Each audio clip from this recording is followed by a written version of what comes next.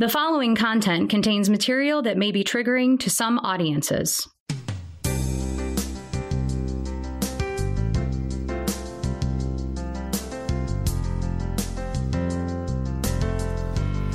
Well, hello, everyone, and welcome to our podcast. This is the Hope Discovered podcast by CommQuest. If you're new to the program, first of all, thank you very much for finding us. I'm very glad that you did. What we try to talk about here, CommQuest is essentially an organization that helps people with mental health or addiction recovery. And our message is always that recovery is possible. It can be very difficult. It can be a long journey, but there is hope. And I guess you could say our organization is known for that, but we have a lot of related programs here at CommQuest that I really feel don't get enough attention. And one of those is our school-based mental health services. And what I really like about that concept is it heads off a lot of the problems that people may have later in life when those issues have become more acute and harder to fix. One of the people who work in that program is our guest today. His name is Drew Prendergast. And Drew, thank you very much for being here today. Thank you so much, Bill. It's an honor to be here on this podcast, and so I'm looking forward to it. Thank you. Awesome. Well, that's great to hear. As I said, he is a school-based let me try that again. A school-based prevention and CPST provider for CommQuest.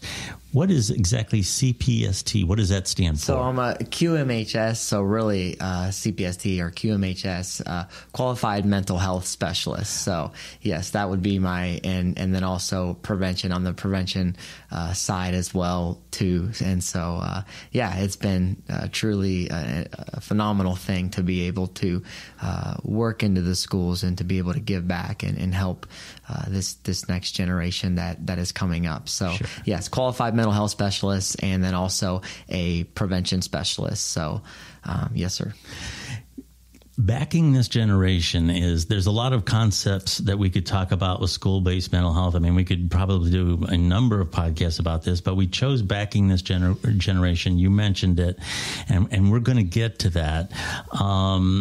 What exactly, as a whole, is the goal of school-based mental health? What does it try to accomplish? So, obviously, I told you there was two things that I work. I work in prevention, and so also qualified mental health specialists. So that's more of your treatment level students.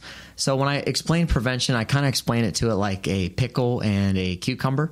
And so what prevention really is we are trying to connect with students or meet the needs, service students selected or targeted based off of different home life situations. Could be divorce, could be abuse. Maybe they are seeing drugs and alcohol in the home, different traumas that they've been throughout their lives. They're not quite there on the addiction spectrum. They're not quite there maybe with a mental health illness, but they are at risk for becoming, so to say, a pickle. So we try to select them being a cucumber. And so we try to hit them at an early age, try to hit them in the middle school realm, try to hit them in the high school realm, and even elementary. There's prevention programs coming through the elementary because we're seeing such a rise in mental health with the next generation, with your middle school and high school age students. And so that the preventative end is really trying to get them at that cucumber stage before they become the pickle. And then case management or qualified mental health specialist, you kind of like the nurse to the doctor with the counselor, with the school-based mental health counselor. And so what I do really in that is that those are students that are open to treatment. They've already been diagnosed with ADHD. They've been diagnosed with depression and diagnosed with anxiety. And so my job within that is I see a student one-on-one there, and I will work with them, just helping them with the basic coping skills, helping them with the coping skills of anxiety, of maybe anger management or stress reduction, whatever the case may be, whatever their behavioral health plan is. And so just kind of making those connections. And the biggest thing is too, when we're doing prevention is done in a group setting and case management is done more one-on-one, but you can do do case management within groups too. And so, yeah, that's kind of what our role is. And the biggest thing that we're trying to do there is we are trying to service and meet the needs and build relationships with these students in the school to make a difference in their life. And because the reality is they are facing all types of things in this world, especially today. Sure. And that's why we're seeing such an issue with mental health in our youth today. And so it's being on the front lines can be challenging, and at the same time, it can also be very rewarding as well. What is your connection to this area? I believe you're from Minerva? Yes, the good old village of Minerva. So I was born and raised in Minerva. I love Minerva, and so it's been really a good place. And so I'm very familiar with Stark County. And the cool thing about Minerva is I know we service a lot in Stark County, but we've also done some services outside of Stark County. But Minerva kind of sits on 3 counties. So it sits on Stark County, Columbiana County, and then you have also Carroll County as well. So I'm familiar with a lot of those areas there. So, but yeah, love this area, love Northeast Ohio, born and raised here. And so it's pretty cool to be able to give back in the area that you grew up in. You are obviously very passionate about what you're doing.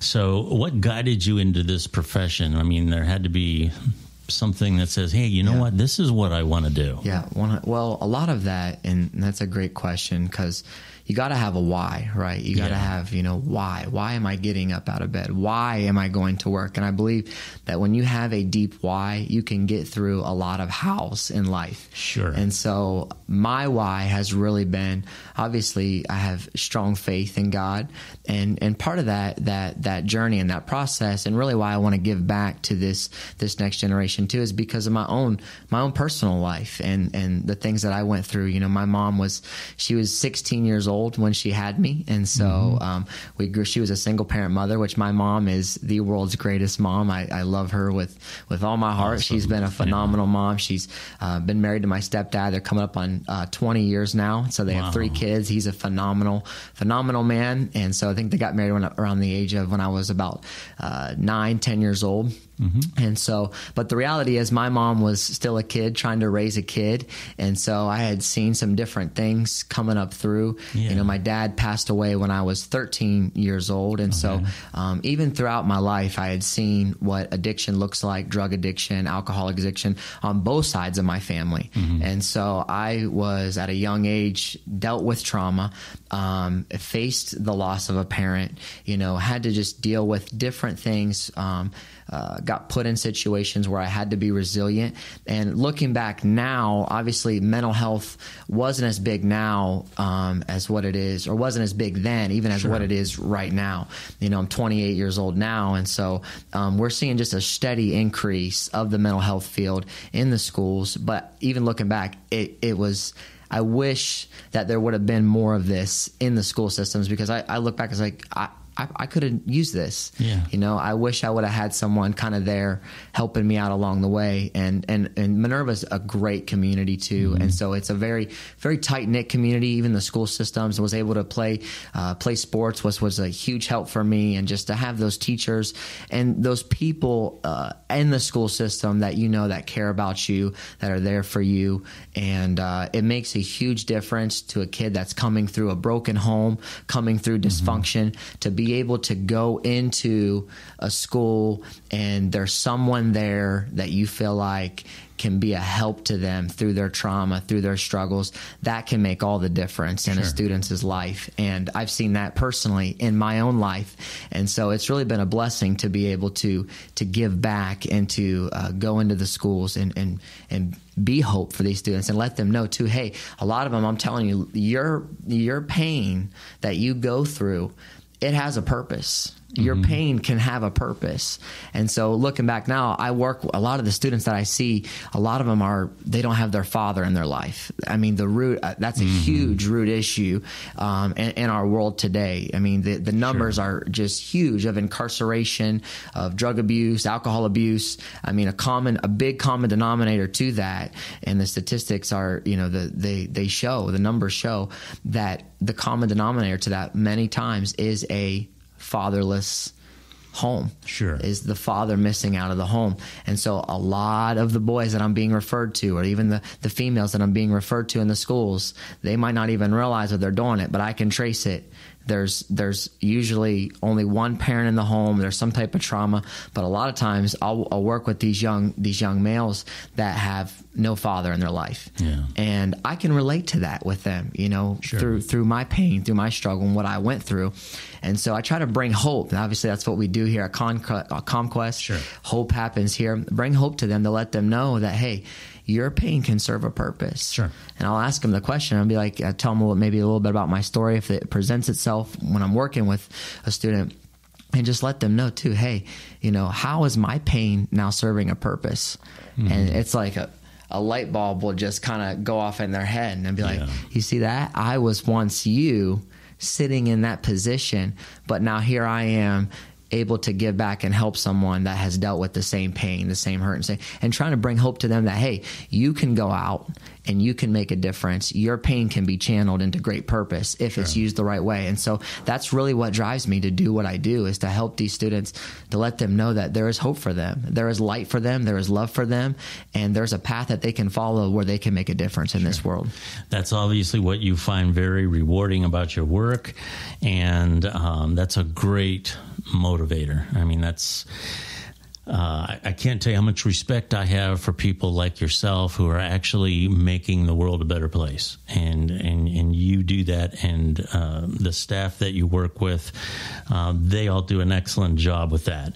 We were going to talk about today, and we mentioned about how this generation is often maligned as lazy, entitled, etc. And sometimes they bring that on themselves. I mean, I believe we've all run into young people from time to time who...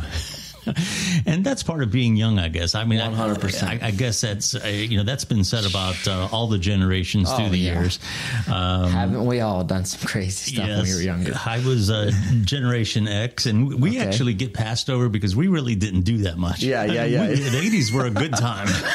But how would you describe this generation, and why do you feel that, in particular, this generation seems to get it more than previous ones? I mean, they're always targeted. They're always blamed. And oftentimes their parents are blamed for making them entitled. And it just kind of, the snowball gets bigger when people talk about young people today. Yeah. How would you address that? That's a great question. I think there's so many avenues that you can go down with that question. I think this generation is definitely...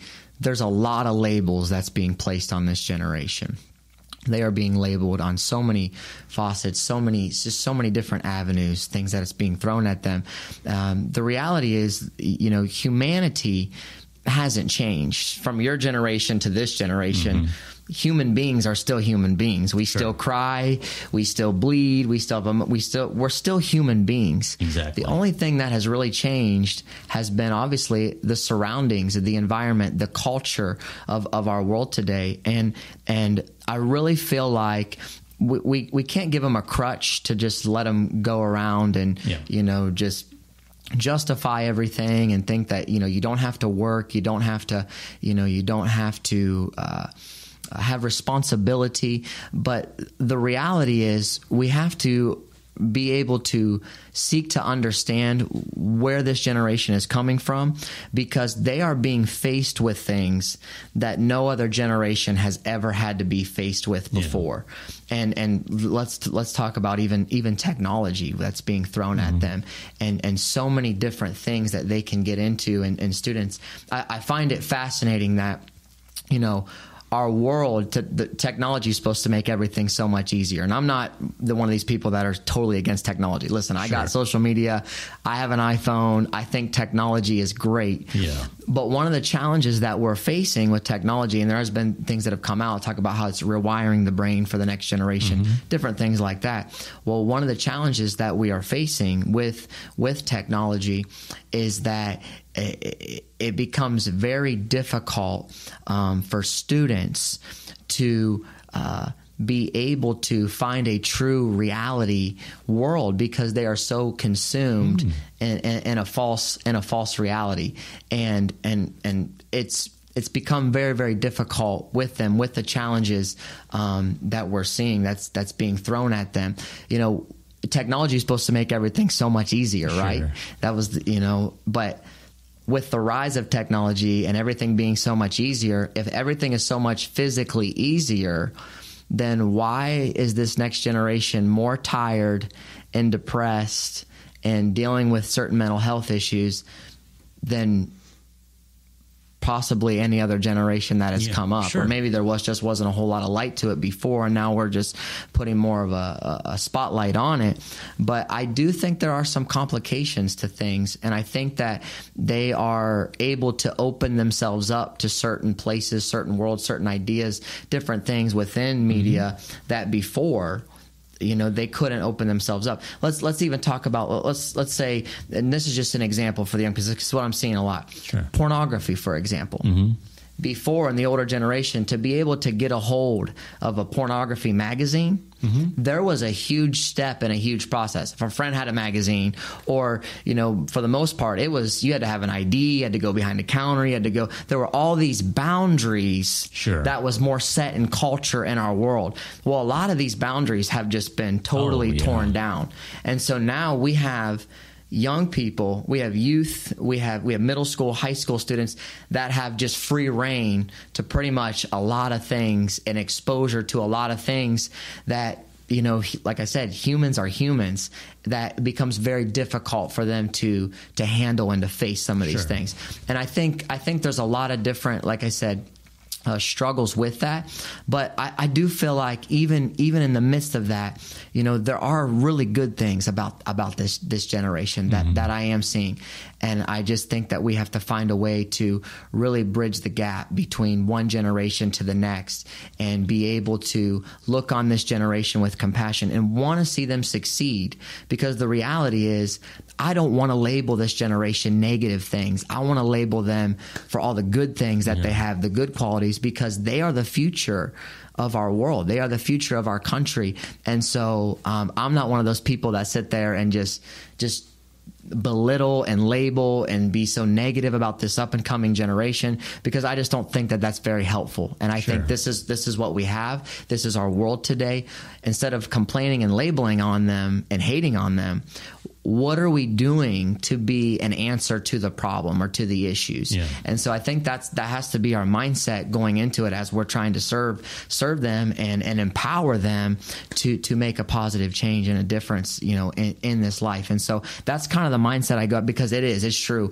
And there are legitimate arguments of some of the labels that are being placed on them and being placed on, even my generation, the millennial generation as well too.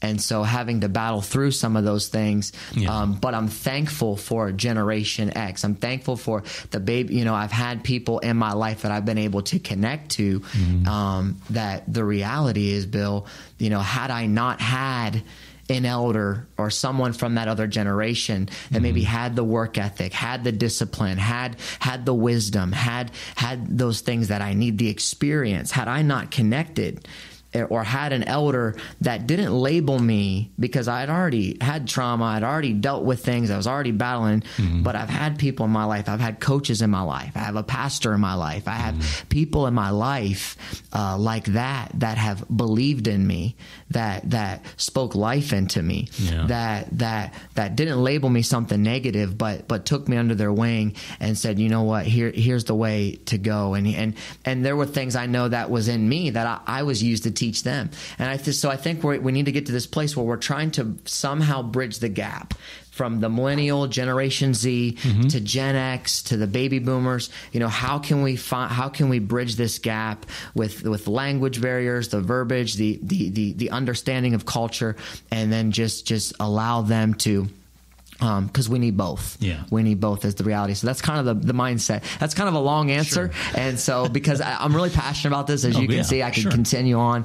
And because it's really, it's just fascinating. And I'm just, I feel like there's a lot of hope for the future for this next generation.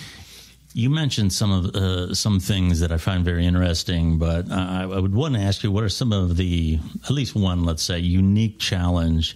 And I can kind of throw out a suggestion.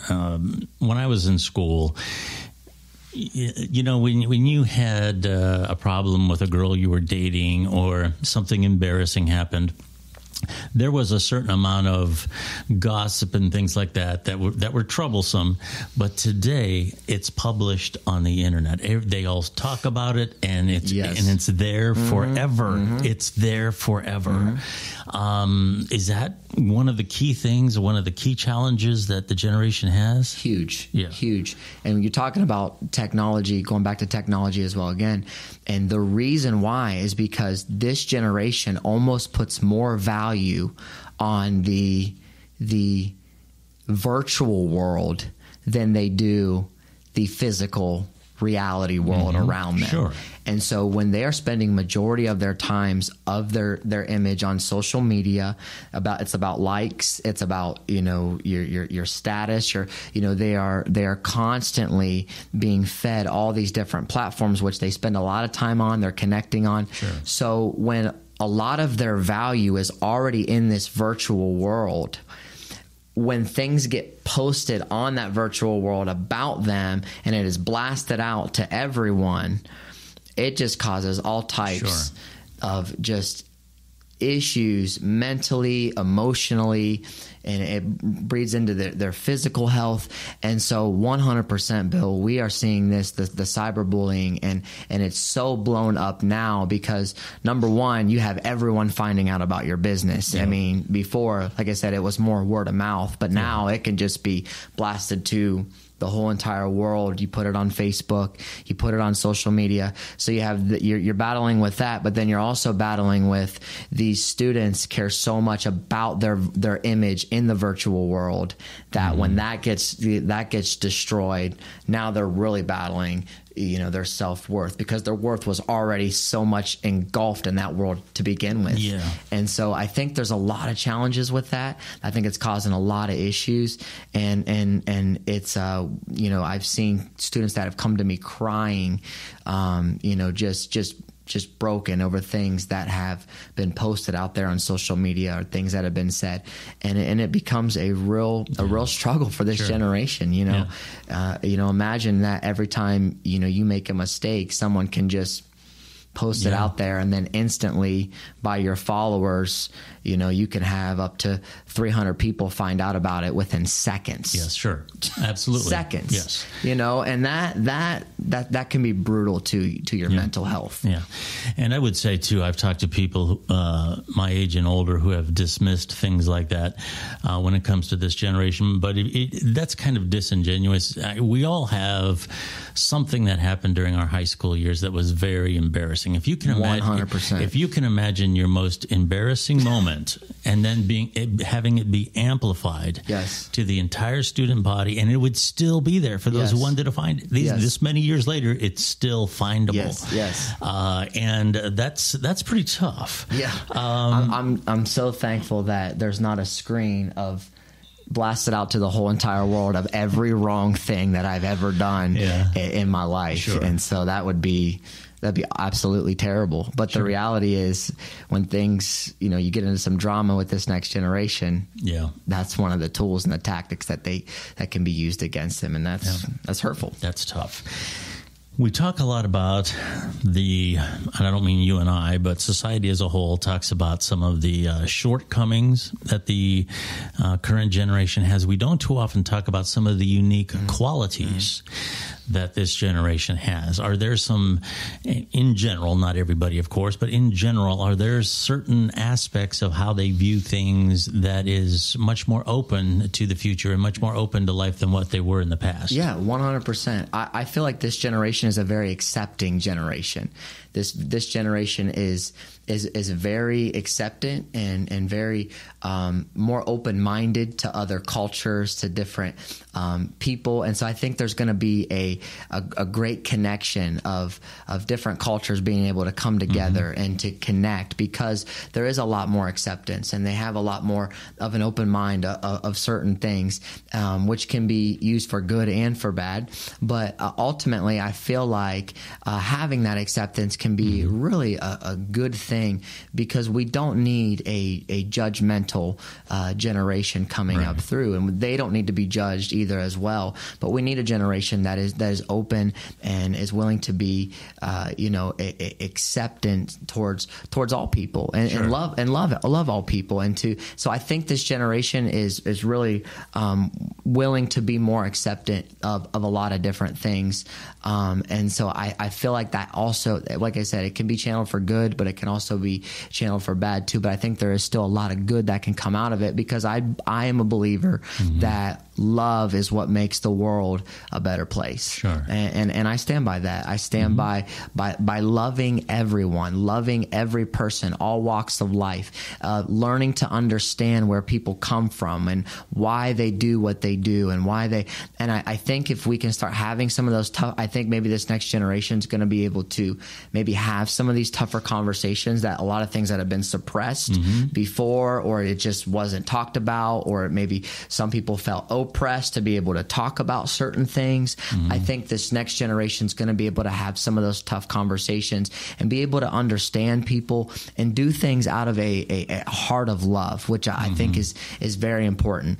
And with that also, I feel like this generation is a very, very creative generation. Okay. Let's talk about how creative they are. Yeah. I mean, the things that they're coming up with, even within the media and the social, I mean, they are unreal. I mean, we got second graders. You ever see some second and third graders on this game called Minecraft? Yeah. The things that they are building is like, oh my goodness, I couldn't do that.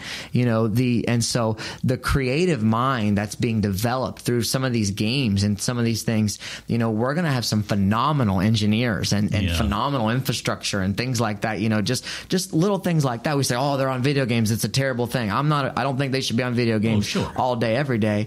But, if you can learn how to speak their language and learn that, there are things that's teaching them. When I see some of this Minecraft stuff, I just saw a student, on Monday. I was at a middle school, and he's showing me this stuff on Minecraft. My mind is blown. I'm like, how did you think about that? Yeah. He's a 7th grade student, and I'm like, that is unreal. That's unbelievable. And so when you look at it from that perspective, this is a very creative generation. Yeah. This is a very accepting generation. And when they really want to do something, they are passionate about doing it. From what I'm seeing, it's just getting there to believe it. Yeah. And so I think that those are some phenomenal characteristics of this next generation. One of the things we often talk about during this podcast is stigma. And you mentioned about other kids. One of the things I'm kind of curious about, is there a stigma that you have to fight? I'm going to see a counselor, or the parents, my child is going to see a counselor. My kid doesn't need counseling. He's fine. Do you run into any of that? 100%. I feel like, and once again, as we are growing into this generation, I think the walls are slowly starting to be broken down. I think before there was a lot more of a stigma than there is today. The stigma does still exist, but once again, that goes back to what I said about that willingness to be acceptant of, we all have issues, we all have struggles, we all have things. It's actually it's a good thing in the sense that now we can start breaking down some of these barriers that had such strong stigmas before we didn't talk about. We just shunned it. It was a bad thing, because I've actually dealt with that, where I knew a student or a client needed counseling. They needed to get involved in some type of treatment, some type of prevention, but immediately they heard the word mental health and it's like, no, not my kid. My kid would never do that. Or even I've dealt with even some people in the school were afraid to refer a student because of the backlash that they might get from the parents or people in the community. And so you see certain things like that, it is a little bit of a stigma, but the reality is, I think the root of that is just it's being prideful, because we all have issues. We all have things that we struggle with. We're all human beings, and the reality is we all could use someone to talk to. Absolutely. And someone and mental health, whether you have a mental health illness or not, we all need mental health. We all need to work on our minds, to work on different things about ourselves.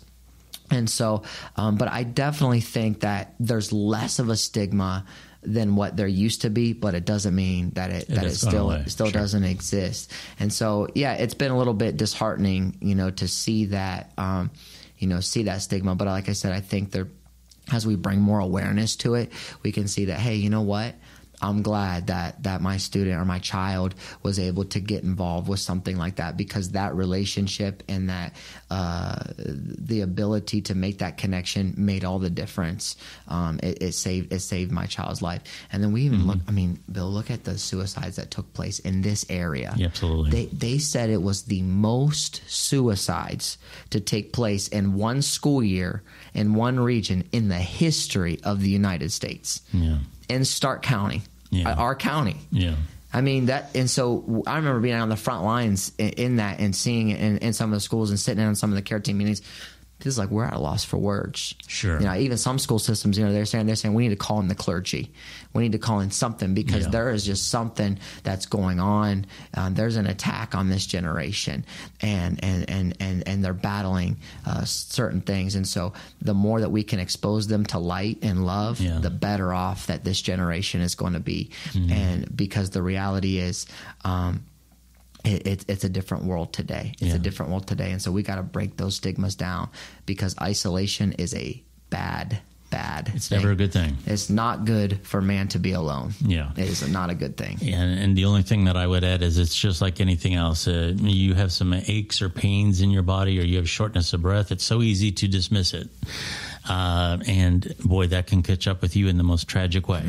And boy, I'll tell you, for anyone who feels the need to reach out for themselves or for their children, it's so much better to do it at the first sign of an issue than when absolute tragedy strikes. 100%.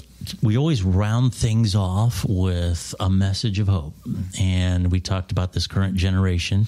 What message of hope would you have for our community in general, not only in regard to the young generation coming up, but for the future? What message of hope would you have for folks? And we're heading into another school year now with the dark cloud of COVID again. Yes. And so what message of hope would you have moving forward? Don't feed into the problem, but be a part of the solution. Mm-hmm. And I feel like that's what this generation needs. They're already being challenged with so many things. And so how can we be a part of the problem, because a part of the solution, because the reality is they're facing all types of problems. What other generation has had to go through COVID? Sure. In the midst of the rise of technology 24/7. I mean, it's just constantly increasing at such a fast rate. They're being thrown so many different things at them. So what are we doing to be a part of that solution? And how can we label them in a positive light, in a positive manner? How can we love them? How can we be light to them? And so I think that is the message, is to be light, to be love, and to build relationship with them in a sense that, we gotta bridge this gap between one generation to the next, because we need one another. And the more unified we are, the better off we are in the midst of all this chaos of everything that's going on in our world today. This next generation, they need us. They need us speaking love to them, speaking life to them, and guiding them, believing in them. And so that's my biggest thing that I would say, is that be a part of the solution. Don't feed into the problem. It's easy to feed into the problem, to be honest. Of course. But we all can jump in and care about someone and love someone and help these students out in some way, and even the smallest ways. And they say some of your most some of the students that they did some studies and said some of the people that made some of the greatest impact in students' lives were actually your recess aides, your lunch aides. Sure. Believe it or not, some Absolutely. of those motherly figures, or even those fatherly figures that maybe they didn't even have a degree, they never had a title, they weren't even a counselor, but they were just there, they were present, the student trusted them, they cared about them, they loved them, and that made all the difference in that student's life, more than even someone than a counselor, believe it or not, because the reality is they need someone to believe in them, to love them, and to lead them in the right way of truth. You know, you're a very inspiring person, Drew. Like I said, it's even for an old dude like me, you have a lot of inspiration when you talk about the new generation. And we're thankful for your generation, so thank you. Well, you're welcome for whatever it is we did. But I can tell you that you and the staff and all the people here, for the most part, at CommQuest, who are on the front lines of doing things. You know, being a nonprofit, you don't necessarily come to us to work because you want to make a lot of money. You come to us because, for what I hear in your voice, you know, you have this passion, and it's interesting. You mentioned about how sometimes people who have the greatest influence are people that you meet through the course of your day incidentally. And that's something that I often say, you know, when you go to a store and you get upset with a young clerk or something, if you just flip that and go out of your way to be nice to them, you never know the impact that is going to have. And it isn't any harder to be nice. You know, that's it right there. And that's just a great message. We've been talking to Drew Prendergast. Let me try that again. Prendergast. Yes, there you go. I got it. Yes. All right. And of course, he is a member of our staff with school-based mental health here at CommQuest. Thank you so much for sharing your words today. It's so much appreciated. Thank you so much, Bill. I appreciate it, and it's really been an honor to be able to work for CommQuest and to be here and to conversate. So I appreciate it. Thank you so much. Awesome. Well, thank you. For those who want to find out more, not only about our school-based mental health, but anything that we do here at CommQuest, I would direct you to CommQuest.org. And once again, that's CommQuest.org. There's plenty of contact information there, phone numbers that you can use. Don't hesitate to reach out and get more information. Thank you so much for listening to our podcast today, and we will talk again very soon.